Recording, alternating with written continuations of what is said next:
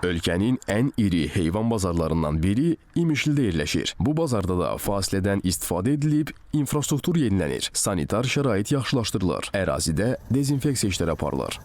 Mal bazarı fəaliyyət göstərdiyi dövr ərzində həftədə 2 dəfə dezinfeksiya işləri aparılıb. Hal-hazırda isə həftədə 1 dəfə müəhdət dövründə də dezinfeksiya işləri aparılır. Yəni gələcəkdə bazar fəaliyyətinə başladığı dövrdə də heç bir infeksiya qalığı aşkar olunmasın və insanlar da bazarda normal fəaliyyətini davam etdirə bilsinlər.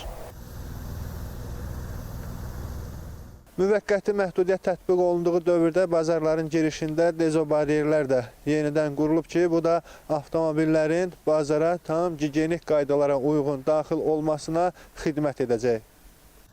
Dezobariyerlərdən əvvəl isə heyvanlar baytar nəzarətindən keçiriləcək. Xəstə heyvanların bazara daxil olmasının qarşısı alınacaq. Tədbirlər bununla da bitmir.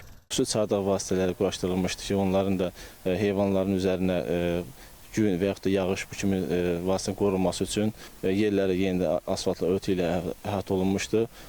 Daha sonra isə deməli yem anbarlarının, yem anbar saxlanıcı yerlərinin təşkil olunması ilə bağlı müəyyən göstərişlər var idi. Onlar da təşkil olunub. Xırda bir-iki məsələlər qalıb. İnşallah onlar da qısa zaman ərzində aradan qaldırılacaq. Demək olar ki, bazarımız fəaliyyət göstərməsi tam hazırdır. Fəaliyyəti bərpa olunana qədər bazarların baytarlıq sanitariya tələblərinə tam uyğunlaşdırılması nəzərdə tutulub. Elnur Ələkbərov, Mir Ələkbər Hüseynov, Rauf Məmmədov, ASTV Xəbər.